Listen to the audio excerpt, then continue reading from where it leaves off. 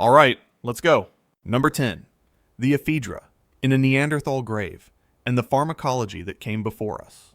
In 1960, Ralph Selecki, an archaeologist from Columbia University, was working deep inside Shanidar Cave, a cathedral-sized limestone shelter folded into the Zagros Mountains of what is now Iraqi Kurdistan, beneath layers of sediment that had been accumulating since before our species learned to paint. His team exposed the crushed skeleton of a Neanderthal man who had died around 60,000 years ago. The body had been placed in a shallow depression on the cave floor, not discarded, but arranged. And when soil samples taken from around the bones were later examined under a microscope, they were found to be saturated with the pollen of flowers. The pollen was analyzed by Arlette Leroy-Gourhan, a French palynologist who identified the grains of at least 8 distinct species of flowering plants clustered against the corpse. Yarrow, cornflower, grape hyacinth, groundsel, hollyhock, and ephedra, the shrubby desert plant whose stems are dense with ephedrine, a stimulant powerful enough that we still synthesize versions of it today. Leroy-Gourhan published her findings in the journal Science in 1975, and the implication landed like a stone dropped into still water. Almost every plant in that grave carried a recognized medicinal or pharmacological property. This was not a random scattering of meadow blossoms. This looked like a pharmacy. To put the antiquity of that gesture in perspective, the oldest cave paintings we know of are roughly 40,000 years old. The first farms are 10,000 years old. This burial predates all of it by tens of thousands of years performed by a human species that was not our own. The standard objection arrived in 1999. The archaeologist Jeffrey Summer argued that the pollen had not been placed by mourners at all, but carried into the grave by a burrowing rodent called the Persian jerd, an animal known to hoard flowering plants in its tunnels. It is a fair criticism and an honest one, and on the pollen alone, the question cannot be closed. But the pollen is no longer the only evidence, and this is where the picture grows strange.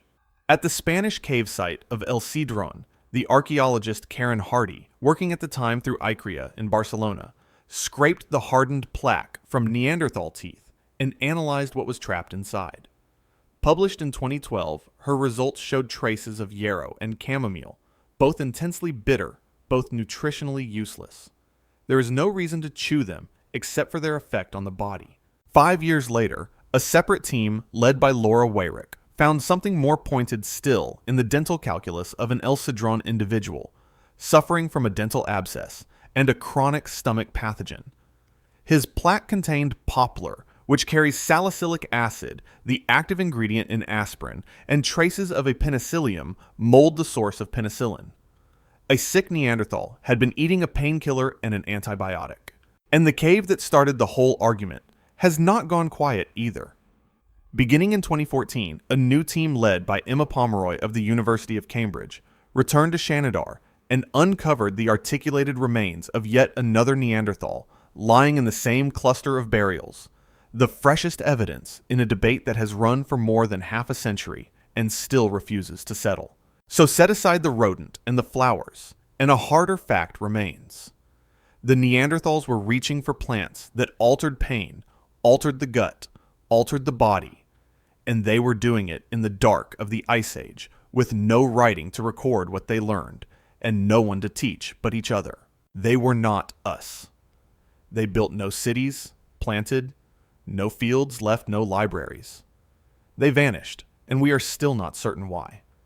But some 60,000 years ago, in a freezing mountain cave, someone gathered stimulants and sedatives and laid them beside a body they could not bear to send into the ground unadorned.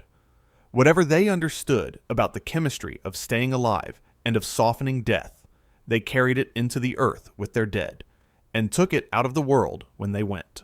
Number 9. The coca leaf and the 8,000-year habit hiding in the floor of a house. In the dry foothills of the Nanchoc Valley in northern Peru, the archaeologist Tom Dillahay of Vanderbilt University spent years excavating the floors of some of the earliest settled houses in the Americas. These were not monuments. They were the unglamorous residues of ordinary life dirt floors where people had cooked and slept and worked. And pressed into those floors alongside the debris of daily existence, his team found the remains of coca leaves and small caches of powdered calcium. That second detail is the one that matters. Coca leaf chewed on its own releases almost nothing. To free the alkaloid, you have to chew it with an alkaline substance, a pinch of lime, or burnt shell, or calcite, which shifts the chemistry in the mouth and pulls the active compound out of the leaf. The presence of processed lime stored right beside the leaves is not evidence of someone eating a plant. It is evidence of someone who understood in chemical terms they had no words for. Exactly how to make that plant work. Dillehay published the finding in the journal Antiquity in 2010, and the radiocarbon dates pushed the practice back roughly 8,000 years. 8,000 years. Fully 3,000 years before the great stones were raised at Stonehenge. People in the Andean foothills had already worked out the precise pharmacological technique that coca chewers in those mountains still use this morning. But the leaves alone are not the whole of it, and here the story turns from habit into civilization. Coca did not stay a private comfort.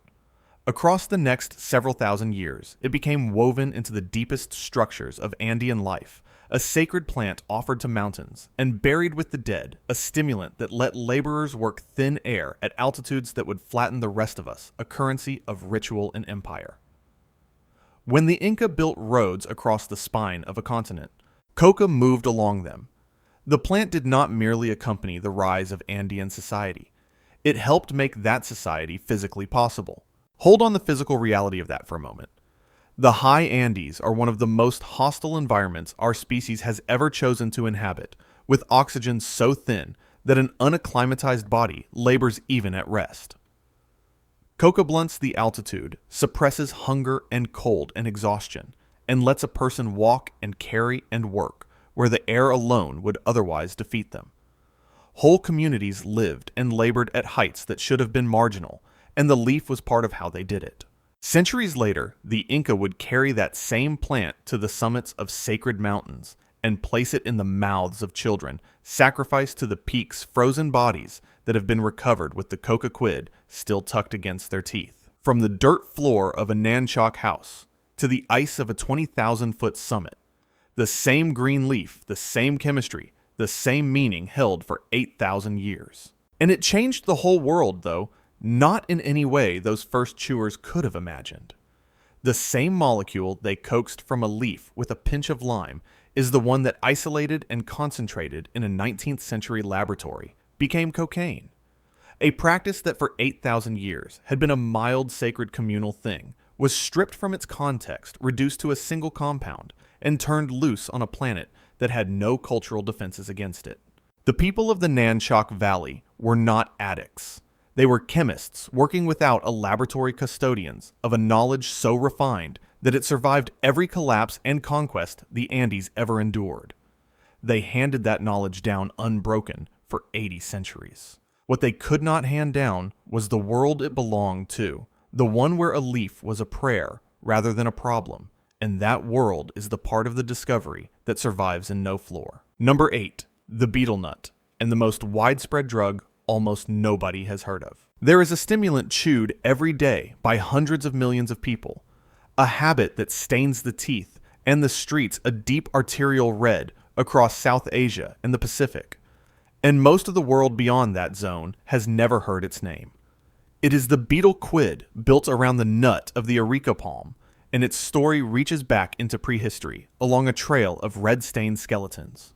In the 1960s, the archaeologist Robert Fox, working for the National Museum of the Philippines, excavated a burial inside Duyong Cave on the island of Palawan.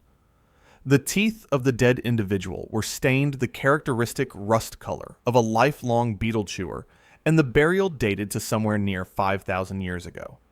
He was not chewing for nutrition. The active compound in the areca nut arecaline is a stimulant that quickens the pulse and warms the body, and produces a mild euphoria.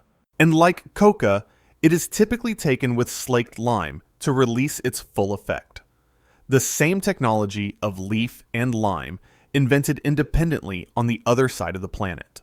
Deeper still in time, at Spirit Cave in northern Thailand, the archaeologist Chester Gorman recovered plant remains that may include areca and the beetle pepper from layers reaching back as far as 9,000 years, though the identifications there remain debated. What is not debated is the sheer scale of what this habit became. Today, by conservative estimates, 600 million people chew beetle. It is after caffeine, nicotine, and alcohol, the fourth most widely used psychoactive substance on Earth. And it traveled. As the ancestors of the Pacific peoples pushed out across the largest ocean on the planet in their voyaging canoes, the areca palm and the beetle pepper went with them, carried deliberately from island to island as part of the bundle of plants a people needs to make a new place livable. The same red quid was chewed across an expanse of water that covers nearly a third of the globe, a single shared habit binding islands, separated by thousands of miles of open sea.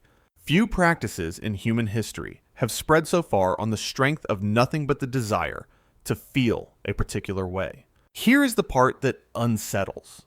A practice this enormous, this ancient, this deeply embedded in the daily life of entire societies, sits almost entirely outside the awareness of the cultures that dominate the modern world. It received a fraction of the study, a fraction of the attention, a fraction of the alarm that lesser habits attracted, simply because it belonged to people whose lives were not at the center of the story being told. And the consequences of that neglect are not abstract.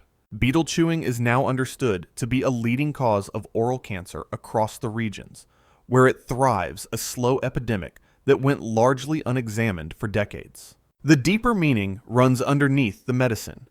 The beetle quid was a social object before it was anything else. The thing you offered a guest, the thing exchanged at weddings and funerals and negotiations. A small red rite of welcome that knit communities together for thousands of years. It carried meaning the way wine carries meaning at a table, the way coffee does in a cafe. To reduce it to its chemistry is to miss almost everything about why it lasted. 5,000 years ago, a person was laid to rest in a cave on a Pacific island with their teeth stained red from a lifetime of a habit their descendants still keep. That habit outlived empires and outran oceans and rooted itself in the daily life of whole regions of the world. And it did all of it quietly beneath the notice of the people who would later presume to write the history of human appetite. Some of the largest things we do leave the faintest record in the stories we tell about ourselves. Number 7. The pound of cannabis. In a shaman's grave and the braziers built for the dead. In the Turpan Basin of far western China, in the parched ground of the Yonghai tombs, archaeologists opened the grave of a man who had died roughly 2,700 years ago. He had been a person of some importance, buried with the equipment of his role, and among the objects laid beside him were a large leather basket and a wooden bowl. Inside them, preserved by the desert's bone-dry air, was nearly 790 grams of cannabis. Almost 2 pounds of it, leaves and seeds and shredded plant packed in beside a body for the journey out of the world. The material was analyzed by a team led by Hong and Zhang of the Chinese Academy of Sciences, who published the work in the Journal of Ethnopharmacology in 2006. This was the detail that mattered. The cannabis had not been grown for rope or cloth. The plant showed the chemical signature of a strain cultivated for its psychoactive resin, and it had been deliberately prepared the woody stalks that you would keep for fiber removed and thrown aside. Someone had selected this plant, refined this plant for its effect on the mind, and had judged that effect important enough to send into eternity with their dead. Almost 2 pounds. Enough by any reckoning for far more than one man's final voyage. This was a supply. What turns this from agriculture into something stranger is the chemistry uncovered 1,000 kilometers away and a couple of centuries later in time, on the high Pamir Plateau at a site called the Jirzankel Cemetery. A team led by Meng Ren and Yimin Yang, also of the Chinese Academy of Sciences, excavated a series of graves containing wooden braziers, small fire burners holding heat-cracked stones. They published their analysis in Science Advances in 2019. The interior surfaces of those braziers scraped and run through a mass spectrometer gave back the chemical fingerprint of burned cannabis and not ordinary cannabis. The residues were unusually rich in the breakdown products of THC, the compound responsible for the high.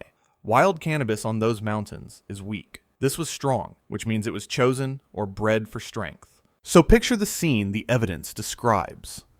Mourners gather in the thin, cold air at the roof of the world. Stones are heated until they glow. High-potency cannabis is laid across them, and the smoke rises in the enclosed dark, and the living breathe it in among their dead, possibly to the sound of the angular harp that was also found in those graves. This was not recreation. This was a technology of grief, a deliberately engineered altered state at the threshold between the living and the gone. The practice did not end with these graves, and a written echo survives. Centuries later, the Greek historian Herodotus described the Scythians, the horse peoples, of the same vast steppe, crawling into small felt tents, throwing cannabis seeds onto red-hot stones, and breathing the rising smoke until they howled with delight. He took it for a kind of bath. We now understand it was something far older than he knew. A single custom of ritual smoke carried across thousands of years and thousands of miles of grassland, reaching back through the braziers of the Pamirs to the basket in the Yanghai grave. What the archaeologists found in the chemical residue a historian had once heard described as living habit, and neither grasped how deep in time the practice truly ran. The implication reaches forward through every century since. Cannabis is now used by hundreds of millions of people across the planet, fought over in legislatures, criminalized and decriminalized in waves. We argue about it as though it were a modern problem. It is not. 2,700 years ago, people on the steppe had already domesticated it, refined it, ritualized it, and decided it belonged with the dead. We did not discover this plant. We inherited it, and forgot that we had. The man in the Yanghai grave took his 2 pounds of carefully chosen cannabis into the dark and never came back to explain what it was for. But the smoke from those mountain braziers still clings chemically to the stones. The oldest hard evidence we have of human beings burning a plant to reshape their own minds. They left us the residue. They did not leave us the reason. Number 6. The opium poppy and the little jugs, shaped like the thing that kills you. In a cave on the southern coast of Spain, near the village of Albunol, 19th century miners broke into a Neolithic burial ground so dry that it had preserved the perishable woven baskets, grass sandals, the organic remains that almost never survive. The cave is called Cueva de los Murciélagos, the Cave of the Bats, and its contents were documented in 1868 by the Spanish scholar Manuel de Góngora. Among the grave goods left there, some 6,000 years ago, were small bags woven from esparto grass, and inside several of them were the dried seed capsules of the opium poppy. The opium poppy does not grow wild as a happy accident. Its capsules, when scored, weep a latex thick with morphine and codeine, and a dozen related compounds, the most powerful painkillers and the most addictive substances the natural world produces. To find its capsules deliberately gathered, bagged, and buried with the dead in Neolithic Europe is to learn that the relationship between humanity and the opiate is not centuries old, or even a couple of millennia old. It runs through the very fabric of the first farming societies on the continent, present at the founding of the settled world. From that beginning, the poppy spread across Neolithic Europe along the same routes as wheat and cattle, a crop carried by the first farmers wherever they went. By the Bronze Age, it had become a commodity moving across the entire eastern Mediterranean.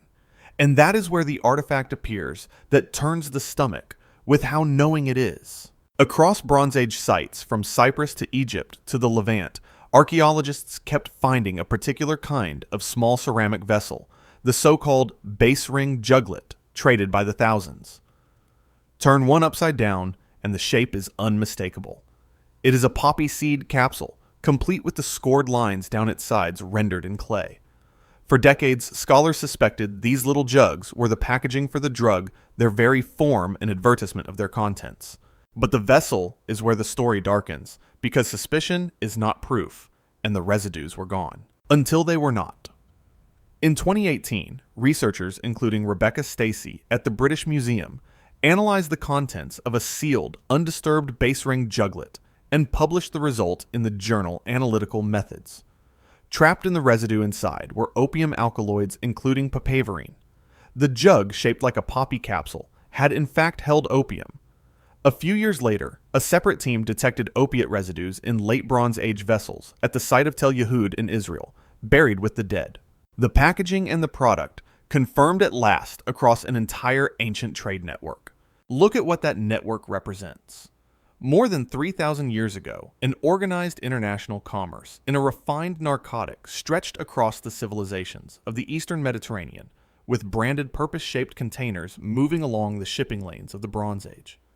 The opioid trade is not a modern catastrophe that fell on us from nowhere. It is one of the oldest businesses on Earth. How old becomes clearer the further back you look. By the time of the earliest cities of Mesopotamia, the poppy already had a name and a reputation recorded on clay in cuneiform among the plants worth cultivating. Across the ancient world, it would be pressed into medicine and ritual and commerce in equal measure, a substance revered as a gift, and feared as a danger in the same breath exactly as it is now. The dual nature of the thing, mercy and ruin bound together inside a single flower, was understood at the very dawn of the written word, and was already ancient by the time anyone thought to write it down. We talk about the opioid crisis as though it were a wound of the present, a thing that began with a prescription pad. The poppy in the grass bag in the cave of the bats says otherwise. 6,000 years ago, people had already learned what this flower could do, both the mercy of it and the ruin, and they buried it with their dead, and shipped it across the sea in jugs shaped like the capsule that bleeds. We have been holding this particular fire for the whole of our settled history, and we have never once learned to set it down. Number 5. The cactus carved in stone and the temple built to be hallucinated in. High in the Peruvian Andes, at a place called Chavin de Huantar, there stands a ceremonial complex that flourished roughly 3,000 years ago, centuries before the Inca, a religious center, so influential that its art style radiated across a vast stretch of the ancient Andean world. Carved into a stone slab from its sunken circular plaza is a figure, a fanged supernatural being, half human and half feline. In its hand, it holds a tall, ribbed column of a plant. The plant is unmistakable. It is the San Pedro cactus, and the San Pedro cactus is rich in mescaline. Mescaline is one of the most potent, naturally occurring psychedelics on the planet. The same compound that thousands of years later would send a generation of writers and chemists chasing visions. At Chavin, it was not a curiosity. The American archaeologist Richard Berger of Yale University, who has spent much of his career studying the site, documented how thoroughly its imagery is saturated with the iconography of transformation of human faces caught in the act of becoming jaguars, of streaming mucus and bulging eyes, the visible bodily signs of someone deep in a psychedelic state. The carved cactus bearer is not decoration. It is a portrait of the experience the temple existed to produce, and the temple was built for it. This is where the intention becomes impossible to argue away. Beneath Chavin runs a labyrinth of narrow stone galleries, pitch black, ventilated by shafts, and threaded with channels through which water could be made to roar. The Stanford archaeologist John Rick, who led modern excavations there, recovered 20 conch-shell trumpets from one of those galleries' instruments, whose sound played in those acoustically engineered tunnels would have been overwhelming and disorienting in the dark. Now assemble the components, because the architecture is where the design reveals itself. A pilgrim is given a powerful hallucinogen. They are led into a lightless stone maze. Around them, unseen water thunders and shell trumpets blast, and the carved fanged faces loom out of the blackness whenever any light at all is permitted. Every element, the drug and the dark and the sound and the imagery, is calibrated toward a single effect: the total dissolution of the ordinary self and the manufactured certainty that one has entered the presence of a god. This was not a place where people happened to take a drug. It was a machine for engineering transcendence, and the cactus was its fuel. And the cactus was not alone inside that machine. Many of the carved heads that once studded the temple walls show faces with mucus streaming from the nostrils, the unmistakable bodily signature, not of the cactus, but of psychoactive snuff blown into the nose, the same family of visionary compounds used elsewhere in the ancient Andes.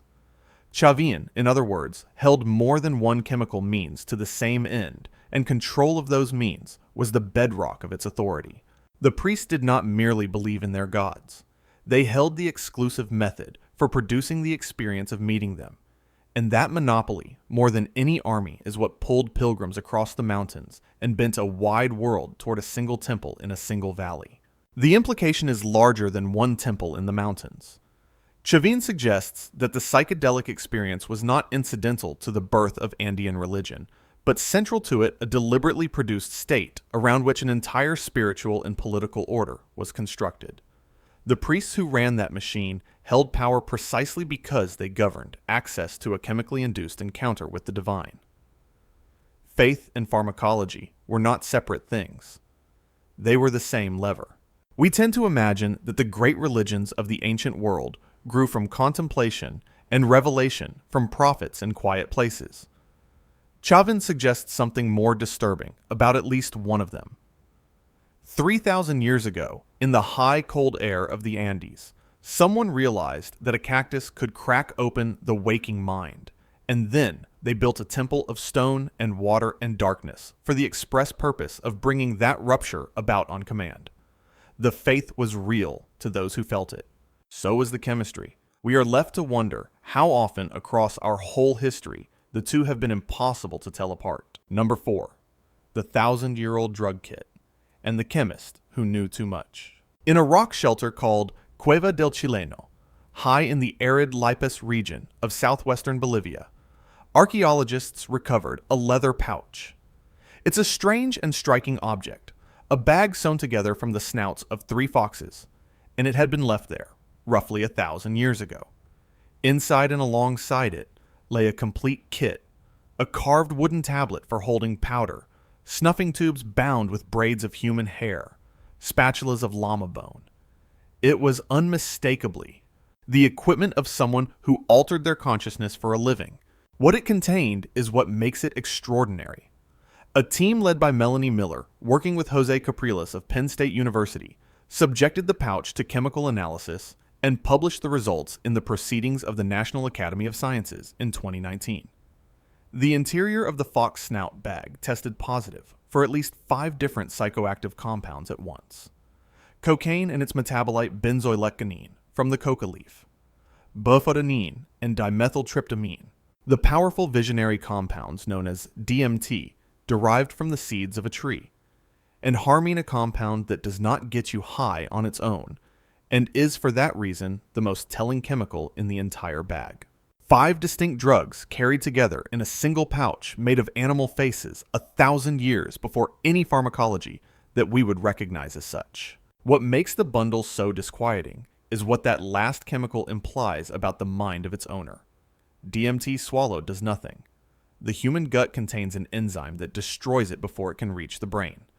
To make DMT work when taken into the body, you must combine it with a substance that switches that enzyme off. Harmine is exactly such a substance. It is the same chemical principle that powers the Amazonian brew ayahuasca, in which a DMT-bearing plant is deliberately mixed with a harmine-bearing vine so that the visions can occur. The combination is not obvious. It is not something you find by accident. There is no taste, no smell, no immediate effect to guide you toward pairing these 2 specific plants out of the thousands available. And yet the owner of this bag had done it. 1,000 years ago, in the high Bolivian desert, someone understood that one plant could unlock another, that a compound with no effect of its own was the key that made a second compound usable. That is not folklore. That is biochemistry arrived at by a culture with no microscopes, no laboratories, no written science, and preserved as practical working knowledge in a pouch you could hold in one hand. The implication runs against almost everything we assume about the relationship between knowledge and what we are pleased to call progress. We imagine that understanding accumulates in a line, that the deep past was a place of ignorance from which we have steadily climbed. The fox snout bag says that 1,000 years ago, in a place we would call remote human beings, had worked out a sophisticated pharmacological technique that modern chemistry only explained in the 20th century. They did not have the words for what they knew. They simply knew it, and used it, and carried it up a mountain. The rest of the kit deepens the point. The braided human hair on the snuffing tubes, the carved wooden tablet, the spatulas of bone, the sheer care taken to assemble a portable set of instruments, all of it speaks of a specialist. A person whose role in their community was to manage the crossing into other states of mind. This was not a private indulgence, but an office, a vocation, a body of expertise handed from one practitioner to the next across generations. And the same ayahuasca principle the bag preserves is 1,000 years later the basis of a practice still alive in the Amazon, and now sought out by people from every corner of the world. The chemistry the modern seeker chases in a jungle clinic was already 10 centuries ago the everyday work of someone in the high Bolivian cold. The pouch sits in a collection. Now its compounds identified, its kit cataloged. What cannot be recovered is the lineage of trial and observation and transmitted memory that produced it. The unknown line of people who tested plant against plant in the dark of deep time until they found the two that together opened the door. The door itself is all that survives. The long path that led anyone to it is gone, and no one ever wrote it down. Number 3. The mushrooms painted on the wall, and the question we are afraid to ask. On a rock wall at Selva Pascuala, in the hills near Vilar del Humo in eastern Spain, there is a painting roughly 6,000 years old. Most of it is what you would expect from Neolithic rock, art a bull some human figures. But running along one section is a row of small objects on slender stalks, capped and curved, repeated in a deliberate sequence. They look to a startling degree like mushrooms, and not just any mushrooms. In 2011, the researcher, Brian Akers, working with the late mycologist Gaston Guzman, published an argument in the journal Economic Botany that these painted forms most closely match Psilocybe hispanica, a psilocybin-containing mushroom that grows in that very region. Psilocybin is the compound that in the modern world is the subject of a wave of clinical trials for depression and trauma. 6,000 years ago, someone may have climbed a hillside, gathered exactly this mushroom, felt what it does to the human mind, and then walked to a rock face and set it down as carefully as they set down the animals they hunted. Selva Pascuala does not stand alone. Far to the south, across the Tassili Najer, in the Algerian Sahara, in some of the oldest rock art on Earth, painted by people who lived when the desert was green. 7,000 to 9,000 years ago, there are figures stranger still. The Italian researcher Giorgio Samarini drew attention decades ago to a recurring motif in this art: human figures with mushroom shapes sprouting from their bodies, running dancing their fists clutched full of fungi, surrounded by patterns that resemble nothing so much as the geometric visions reported by people in a psychedelic state. Here is where archaeology grows cautious, and where the caution itself becomes the interesting thing. Rock art is mute. A curved shape on a stone is not a chemical assay, and serious scholars rightly resist the temptation to read specific mushroom species and elaborate prehistoric cults into ambiguous marks made by people we cannot interview.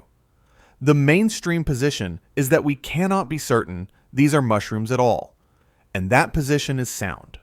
We cannot be certain, but the uncertainty cuts both ways, and the pattern does not go away because we are careful about it. The shapes recur. They recur across separate continents made by unconnected peoples, thousands of years and thousands of miles apart. And they recur in the company of exactly the kinds of figures dancing, transforming, surrounded by visionary geometry that we would expect if the painters had eaten what they were painting. The honest scientific answer is that we do not know.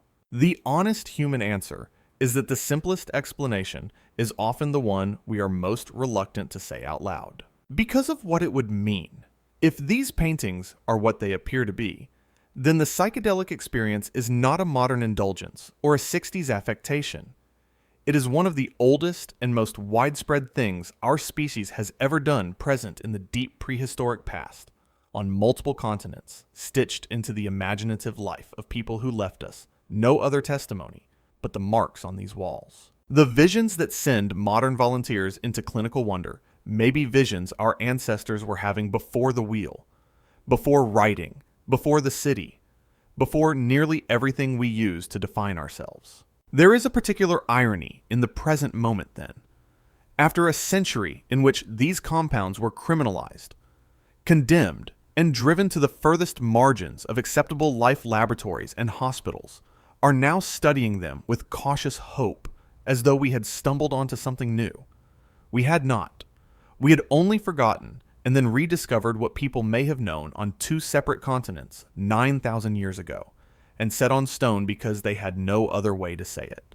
The newest frontier of medicine may turn out to be one of the oldest experiences of the human mind. The figures dance on the rock with the mushrooms growing out of their arms, and they will not tell us what they saw. They painted it because it mattered to them, mattered enough to fix on stone that has outlasted their language, their names, and every other trace of who they were. We stand in front of the oldest images of the altered human mind, and we cannot quite admit what we are looking at, and the painters who knew exactly what they were looking at have been silent for 9,000 years. Number 2. The 4 burned seeds in the desert, and the deadliest habit we ever picked up. In the cracked white expanse of the Great Salt Lake Desert in Utah, at a place archaeologists call the Wishbone Site, a team excavated the remains of an ancient hearth. It was the campfire of Ice Age hunter-gatherers people who had stalked waterfowl across a wetland that has long since dried to dust. In the ashes of that fire, among the burned bones of the birds they had eaten, the researchers found 4 tiny charred seeds. The seeds were wild tobacco. The team was led by Darren Duke of the Far Western Anthropological Research Group, and the radiocarbon date they obtained, published in the journal Nature Human Behavior in 2021, rearranged the entire history of the most consequential drug our species has ever touched. The hearth was roughly 12,300 years old. 12,300 years. Until that discovery, the oldest secure evidence of human tobacco use was around 3,000 years old, found in residue inside ancient pipes.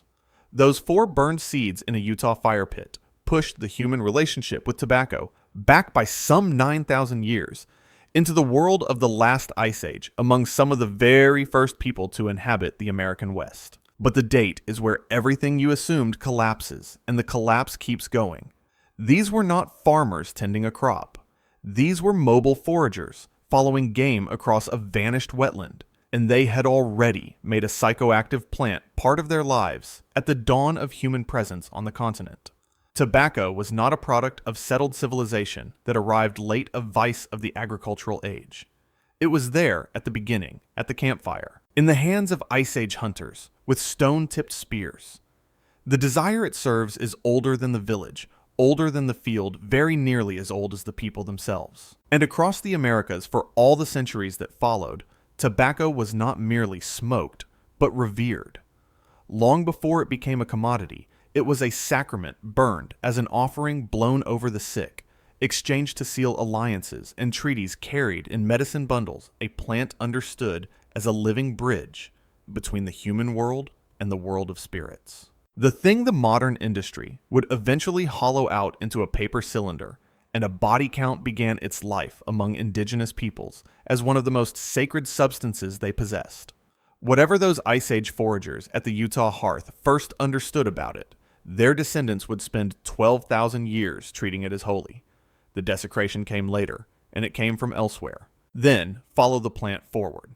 Tobacco crossed an ocean, was industrialized, was wrapped in paper, and sold by the billion, and went on to become the single deadliest consumer product in the history of the world. The World Health Organization attributes roughly 8 million deaths to it every year. More than malaria, more than war. More in a single year than many of the catastrophes we name and fear and build our nightmares around. Across the 20th century alone. The toll runs to 100 million human beings, and more. That entire avalanche of death traces back in an unbroken line to a relationship that began with 4 seeds in a fire 12,000 years ago. The Ice Age forager who first dried that leaf and breathed its smoke could not have known they were lighting the fuse on the deadliest habit our species would ever acquire. They were doing something small and human, reaching for a plant that did something to the body and the mind, the same impulse that runs through every entry on this list. That is the disquiet of it. The deadliest drug in human history did not arrive as a monster. It arrived as a few burned seeds in an ordinary campfire, picked up by ordinary people at the start of our story on a new continent, for the same unremarkable reasons we reach for so much that ends up costing us everything. The harm was not in the plant when they found it. The harm was in what we across 12,000 years would eventually do with it. The seeds were patient. They waited in the ash for us to find them, and to remember that this too we have been doing since almost the beginning. Number 1. The beer that may have built the world you live in. At a site called Jiahu in the Yellow River Valley of central China, the archaeological chemist Patrick McGovern of the University of Pennsylvania Museum scraped the residue from the inside of pottery shards that were 9,000 years old. He ran the chemistry, and what came back, published in the Proceedings of the National Academy of Sciences in 2004, was the fingerprint of fermentation. The vessels had held a deliberately brewed alcoholic beverage, a concoction of rice honey and fruit. It is the oldest chemically confirmed alcoholic drink ever found. 9,000 years ago, before writing, before bronze, before the wheel reached that part of the world, someone was making and drinking beer. That alone would earn a place on this list. But alcohol's claim to the top is not its age. It is the possibility supported by a growing body of evidence that the desire for it helped build civilization itself. To understand why, go back to the deepest mystery in the human story, the Neolithic Revolution. The moment around 11,000 years ago, when people across several parts of the world abandoned hundreds of thousands of years of hunting and gathering and began for the first time to farm. For most of the 20th century, the assumed reason was bread. People domesticated wild grasses. The story went because they were hungry, and grain was food. But farming in its first centuries was brutal labor for a worse diet and a sicker body. Early farmers were shorter, more diseased, more work to the bone than the foragers they replaced. Hunger does not obviously explain why anyone would choose that. And so an older idea first floated by the archaeologist Robert Braidwood back in 1953 has kept refusing to die. What if it was not bread? What if it was beer? And here is the possibility that should keep you awake. At Göbekli Tepe in southeastern Turkey, the oldest monumental architecture on Earth, a complex of carved stone pillars erected roughly 11,600 years ago by people who had not yet invented farming or pottery, or the city archaeologists led by Oliver Dietrich of the German Archaeological Institute, found enormous stone vats, some capable of holding around 160 liters, bearing chemical traces that may point to the fermentation of grain. People came together at this sacred place, in numbers before they were farmers, and there is reason to think they may have been brewing. Stack the pieces, and a startling sequence emerges. The argument developed by researchers, including Brian Hayden of Simon Fraser University, runs like this. Hunter-gatherers gathered for great communal feasts and rituals at places like Göbekli Tepe. Those gatherings demanded vast quantities of food and drink, and the drink the thing that turned a meeting into a feast may have been alcohol. To supply enough grain for the brewing and the feasting, people had reason to start tending the wild grasses, then planting them, then staying near the fields to guard the harvest. The pursuit of the feast and of the intoxication at its heart may have been one of the forces that pulled our ancestors out of the wandering life and into the fields, into permanent settlement, into everything that followed. This was not a footnote, not a flourish at the edge of the human story. Take in the full reach of what it would mean. The village, the town, the city. Writing invented to count stored grain. Law kingship, the temple, the granary, the state. The entire scaffolding of settled human life, the world you were born into and have never once stepped outside of, may rest in some real measure on an appetite no more elevated than the wish to gather with other people and get pleasantly ritually drunk. You live where you live, because someone somewhere 11,000 years ago wanted to brew. The language in your mouth, the city around you, the generations of ancestors who stayed in one place long enough to build all of it, may trace back to a craving no loftier than the one that fills a glass tonight. We have spent the modern centuries treating intoxication as a flaw in the human design, a weakness to be managed and moralized about and warred upon. The oldest evidence suggests something far harder to accept, that it was not a flaw at all, but one of the engines. That the same impulse that ruins lives may also have made the world. That you are in some real and uncomfortable sense a descendant of the feast here, because they could not resist it, reading this inside a civilization that the desire for a drink may have helped to build. And that would forgive you for never having suspected that its foundation was poured 9,000 years ago in clay pots full of beer. If you want to see more videos like this, click the video on screen now and make sure to subscribe.